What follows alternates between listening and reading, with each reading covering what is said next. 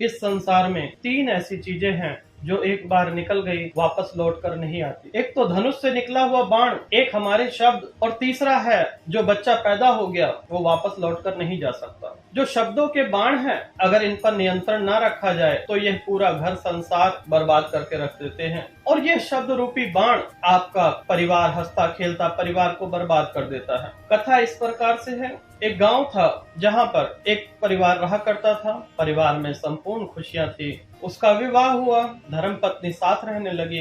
पतिवर जो थे वह थोड़े छोटे थे और पत्नी थोड़ी लंबी थी। दोनों को साथ पसंद नहीं था। एक बार वह नदी के किनारे घूमने जाते हैं और पत्नी पीछे से पति को धक्का दे देती है और पतिवर दूर चले जाते हैं। पत्नी ने समझा कि अब तो इनका काम हो गया और वह अपने घर चली जाती है, अपने मायके चली जाती है और वहां पर खुशियों भरा जीवन जी रही होती है। इधर उधर घूमना फिरना, जो खाना पीना, मौज मस्ती से जी रही होती है। इधर नदी से बहते हुए उनके पतिदेव शहर पहुंच गए। शहर में मछुआरों ने उन्हें बचाया, कुछ दिन खाना पीना खिलाया, कुछ जख्म थे वह भी भर गए। शहर में एक नौकरी मिली। धीरे धीरे करके वह एक साहूकार बन गया। कुछ दिन बाद उसे अपना बोध आया कि मेरी एक पत्नी भी है।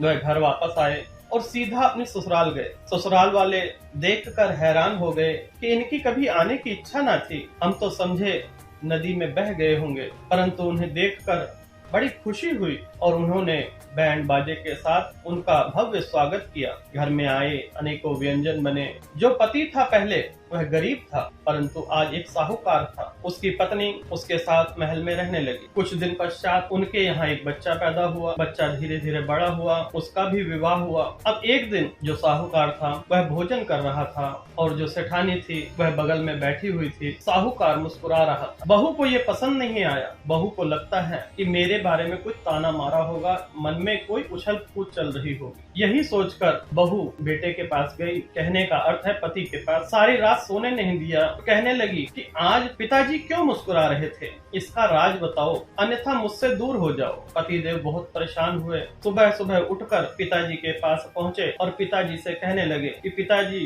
आपकी बहू ने मुझे बहुत परेशान किया है, कृपया कर इसका समाधान निकालें। तो पिताजी कहते हैं, बोलो बेटा, घबराओ नहीं। पिताजी, रात को आप क्यों मुस्कुराए थे, इसका कारण बताओ। पिता ने कहा, बेटा कोई बात नहीं है, ये छोटी मोटी बात है, इसे भूल जाओ। बेटा कहने लगा, आप तो जानते ही हैं, अगर मैंने इस प्रश्न का उत्तर नहीं दिया तो मेरा जीवन बर्बाद हो जाएगा। तो पिताजी कहते हैं, मुझे सौगंध दो कि यह बात किसी और को नहीं बताओगे। तो मैं ये तुम्हें बात बताता हूँ।